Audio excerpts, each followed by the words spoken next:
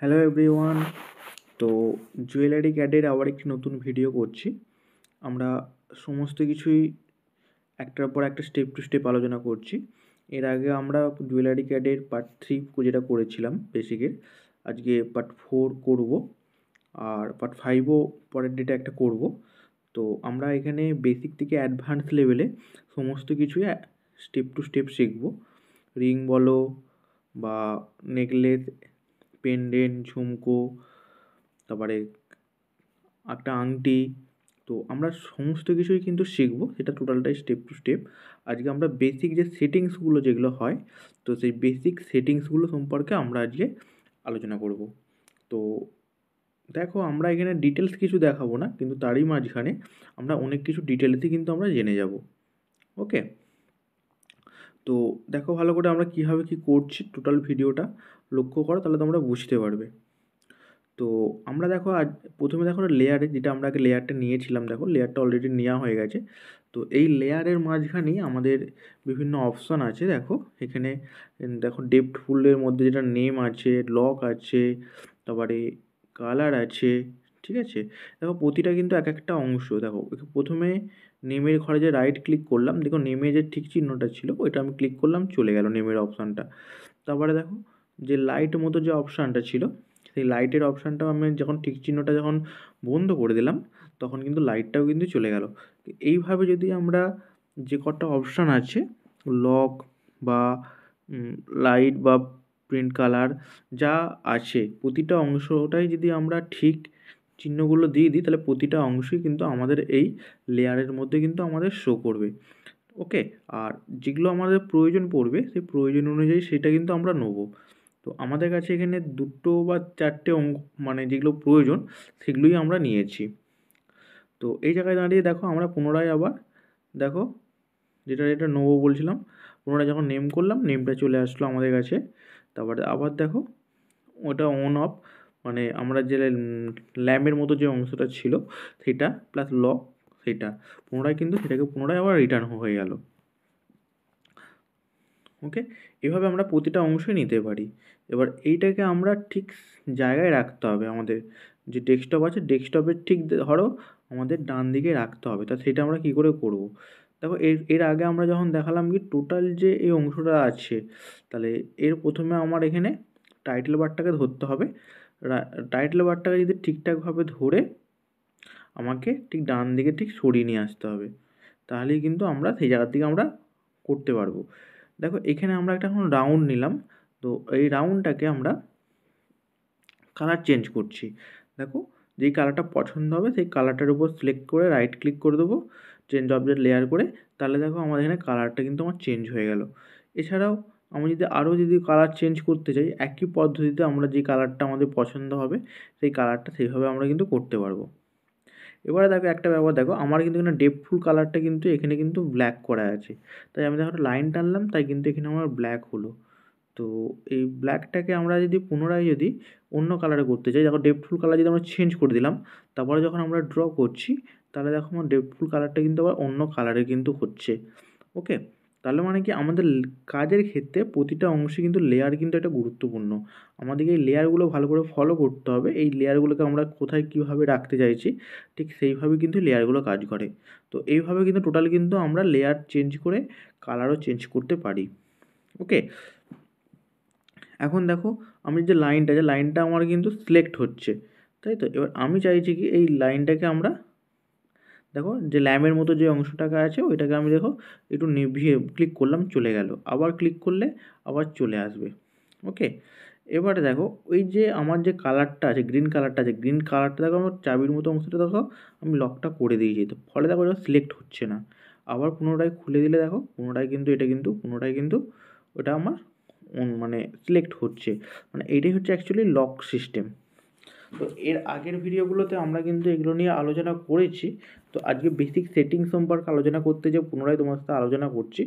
এবার দেখো এটাকে যেটাকে বললাম ডান দিকে সরিয়ে রাখবো, দেখো ঠিক জায়গায় দেখো একটা ডিফারেন্স কালার আসছে, অটোমেটিক কিন্তু এখানটা নিয়ে নেবে। বাট এইটাকে যাতে না মানে পুনরায় সরাতে পারি অন্য জায়গায়, তার জন্য এটাকে আমরা লক করে দিলাম।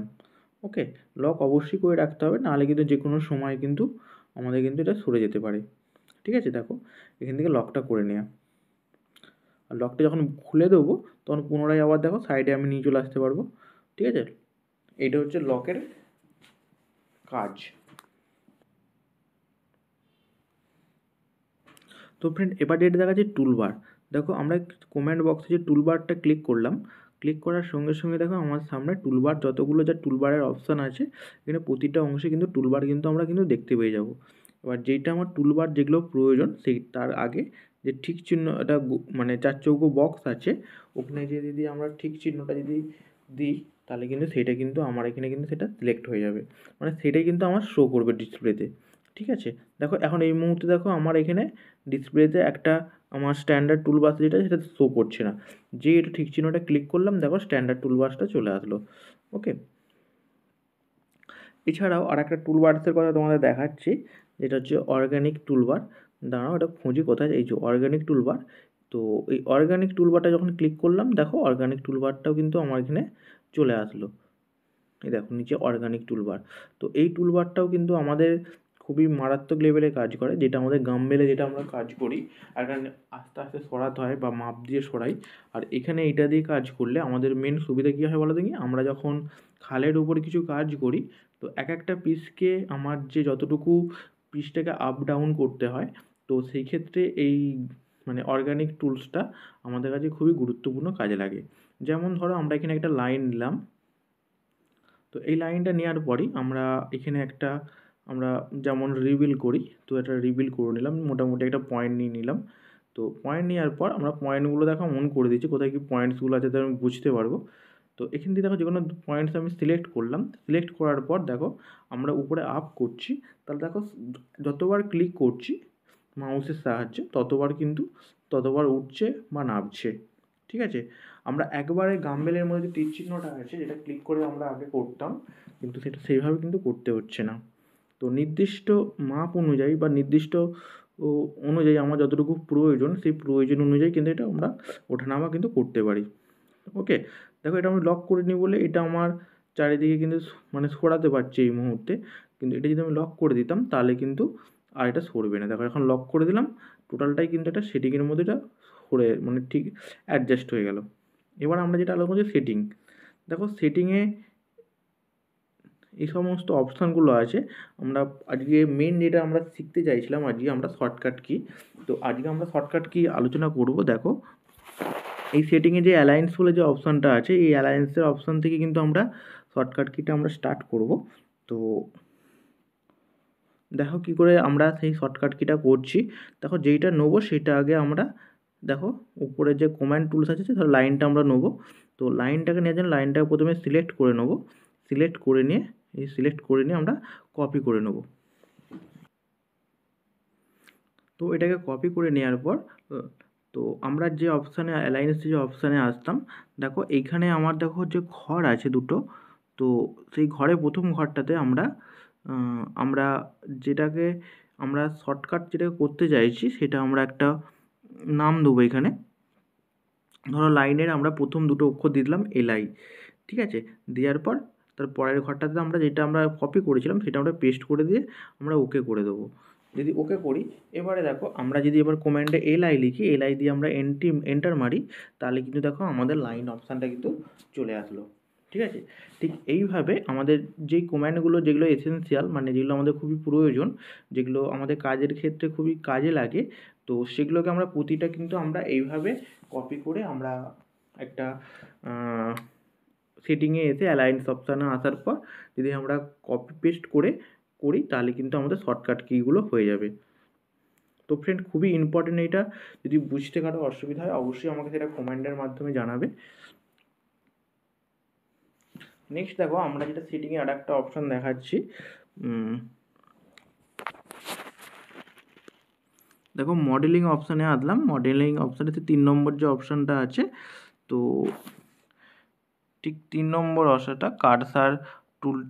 ঠিক আছে, কার্সার টুলে দেখো এখানে আমরা একটা যে অপশানটা যে আমাদের ছিল সেটা আমরা কি ডিস্ট্যান্সের যে একটা অপশান ছিল সেই ডিস্ট্যান্স অপশানটা আমরা করলাম। এই অপশানটা করা মানে কি, আমি যেটা লাইন যেই লাইনটা আমরা টানছি বা টানলাম তো এই লাইনটা কতখানি ডিস্টেন্স আমার অ্যাকচুয়ালি কিন্তু রয়েছে সেটা কিন্তু আমাকে এখানে কিন্তু টোটালটা কিন্তু এখানে শো করলো। ঠিক আছে, আর নর্মালভাবে টানলে কিন্তু আমার শো করতো না। দেখো একটা রাউন্ড আমি এই মুহূর্তে করছি, দেখো রাউন্ডটা কতটা ডিস্টেন্স হচ্ছে পয়েন্টস থেকে, যেই পয়েন্টস থেকে আমি করছি সেটা কিন্তু আমাকে শো করছে। তো দেখো এই ডিস্টেন্সের ক্লিকটা ওকে করা আছে বলে যদি আমি বন্ধ করে দিই, ঠিক আছে, এনেবেলটাও যদি বন্ধ করে দিই তাহলে কিন্তু আমার নেক্সট টাইম যখন আমি এটা করব তখন সেটা কিন্তু আমাকে আর শো আর সেটা কিন্তু করবে না।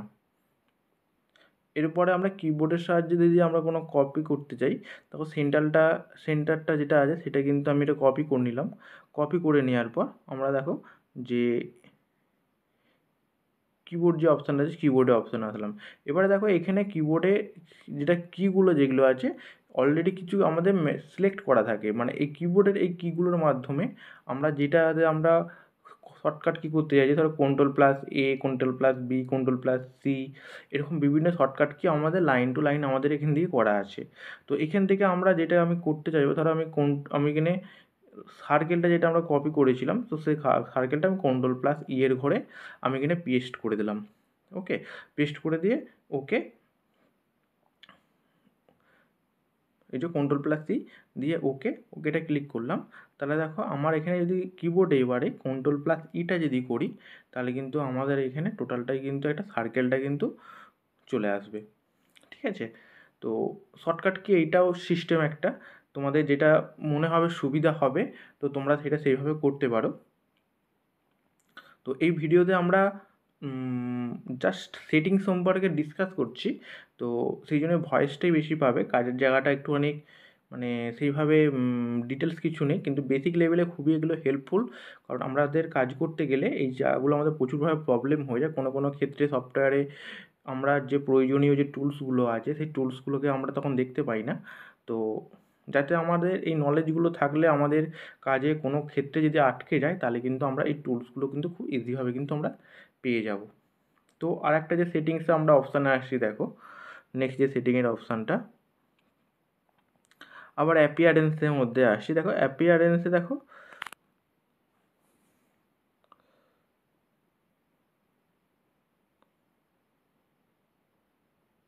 দেখতে পেয়েছো অ্যাপিয়ারেন্সে আমি যে সব অপশানটা ক্লিক করলাম, কার্সারের যে অপশানটা চারদিকে দেখো লাইন মতো যে অপশানটা কিন্তু এখানে আসছে। তো এটা অনেক কাজের ক্ষেত্রে আমাদের কাজে লাগে।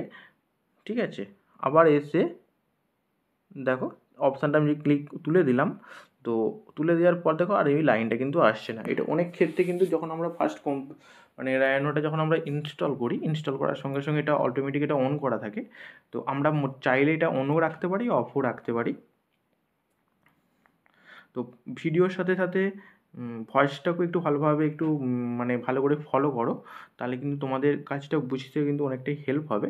দেখো পরে যে সেটিংটা আমরা যে আলোচনা করছি সেই সেটিংয়ে দেখো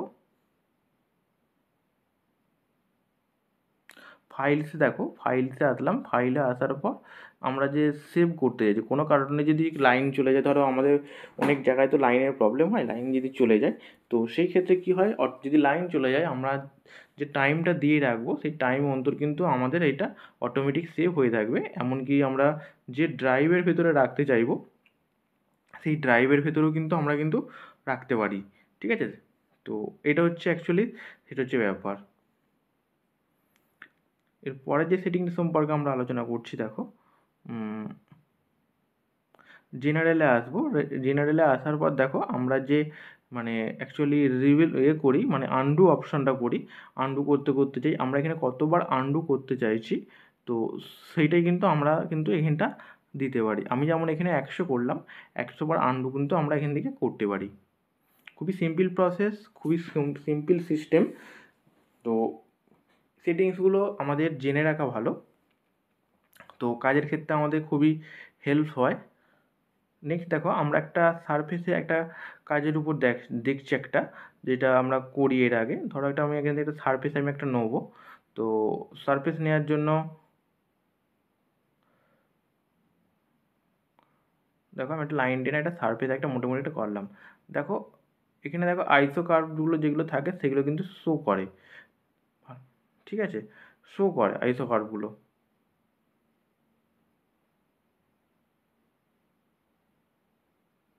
দেখো আইসো কার্ভটা শো করছে, উপরে যে লাইনটা যেটা আছে লাইনটা একটা শো করছে।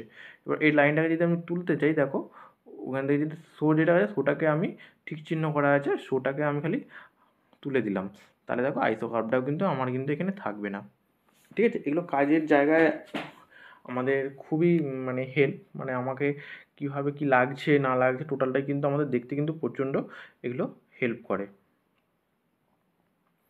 তো ফ্রেন্ড, ভিডিওটি ছিল এইটুকুনি, পার্ট 4। পার্ট 5এও আমি কিছু ইন্টারেস্টিং কিছু সেটিং নিয়ে আসবো। তো ভিডিওগুলি দেখো, আর যদি ভালো লাগে অবশ্যই লাইক আর শেয়ার করবে। Thank you.